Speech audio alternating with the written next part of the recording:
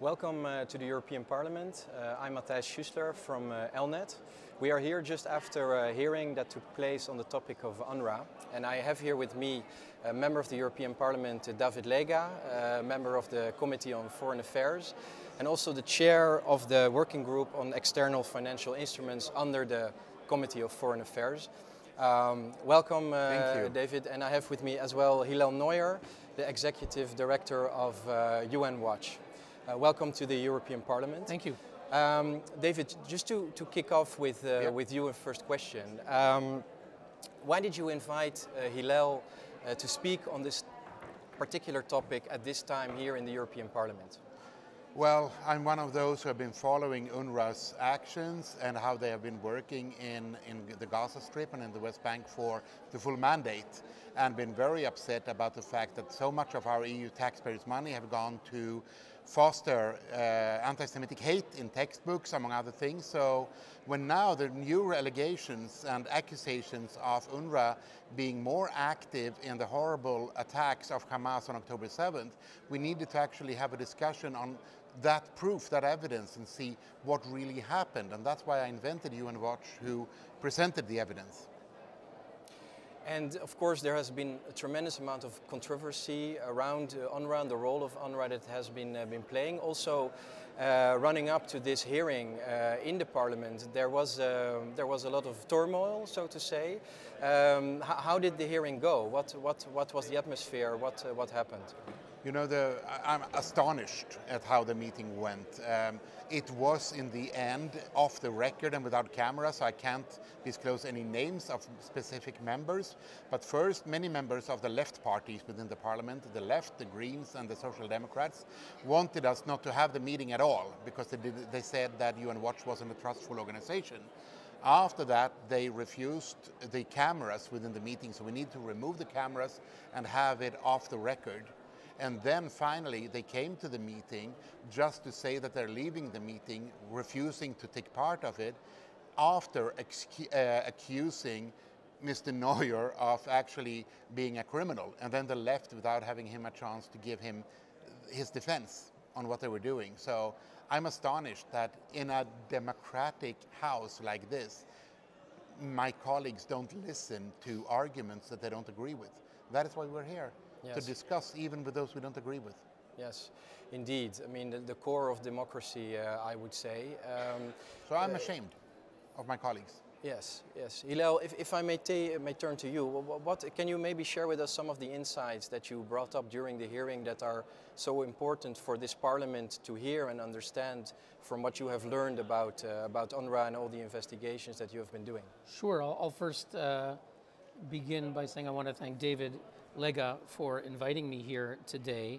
The information we have is not information that the European Commission typically provides. It's certainly not information that UNRWA provides, which is the truth about what's happening with EU and other US and other taxpayer funds going to UNRWA. And the information that I provided was that, I would say, responding to UNRWA claims. UNRWA has, I would say, three main claims. Number one, they claim UNRWA does life-saving work. This mantra is echoed and parroted by ambassadors and many other apologists around the world. UNRWA does life-saving work. Well, that's a bit hard to say now in March 2024, when some 450 terrorists by Hamas and Islamic Jihad are known to be working for UNRWA in Gaza. And that information's going to be coming out in a couple of weeks, going to be very embarrassing for many of UNRWA's apologists. We know that at least 15 UNRWA employees took part in the massacre and the atrocities of October 7. This includes Faisal Alami, an UNRWA social worker who kidnapped the lifeless body of 21-year-old Yonatan Samarano. We know that there are Hamas terror tunnels underneath UNRWA headquarters in Gaza. The UNRWA chief said, "We did not know anything about what is underneath our headquarters." Really, the Wall Street Journal reported that 10 years ago, in the UNRWA compound, the parking lot was sinking, and no one said anything. No one wanted to talk about it, because everyone knew what Hamas was doing, but you get death if you speak about it. And even the electricity was connected to the tunnels, right? Indeed, the electricity going into the Hamas terror tunnel was operating a spy intelligence center computer server farm. The cables were going right into the UNRWA's electricity grid. So it's preposterous. It doesn't respect our intelligence for the head of UNRWA, Philippe Lazzarini, to say we didn't know what was underneath UNRWA headquarters. And then we're told that UNRWA takes all allegations seriously. Well, you know what? I told the European Parliament today in the committee that for 9 years we've been sending them reports about hundreds of UNRWA teachers and school principals who systematically glorify Adolf Hitler, cheer terrorist attacks, and call to murder Jews, like Elham Mansour, an UNRWA teacher of Lebanon. May 2022, she said we need to slaughter all Jews. So when we brought this to their attention, they refused to meet with us, they refused to investigate, they disparaged us publicly, they attacked us. That was their response. They do not take the allegations seriously.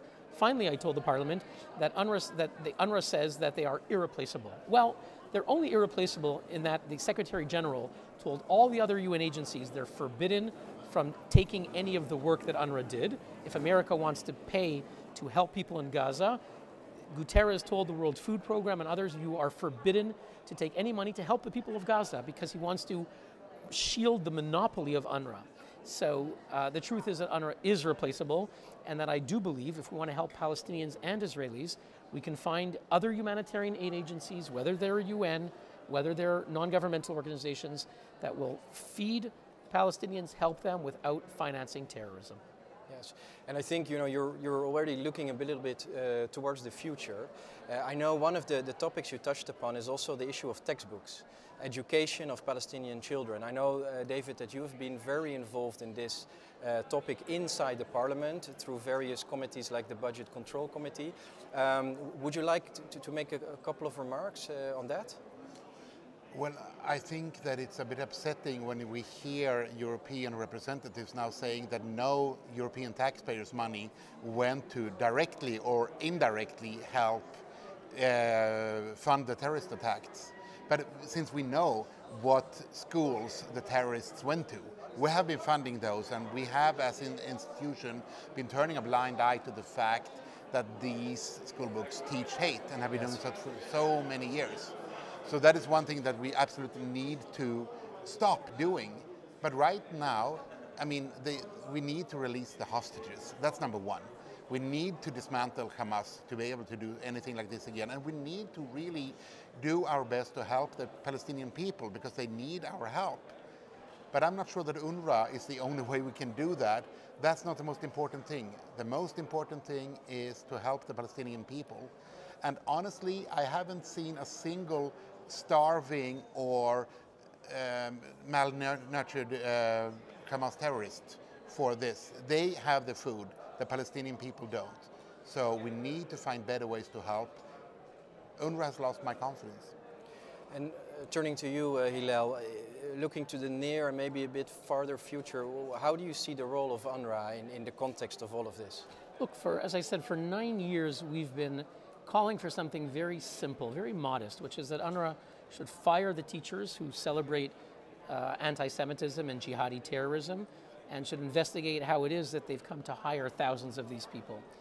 And what we realize now, after October 7th, is that there's nothing left for UNRWA to improve on or to reform. It is irreformable. What we understood is that what happened on October 7th was the narrative of return. The Palestinians who invaded, the terrorists who invaded, massacred, mutilated, raped, and tortured, did so under the teaching and belief that they are returning to their home, and their return is a violent and brutal return that they dream of. That is what they learned in the UNRWA narrative for 75 years.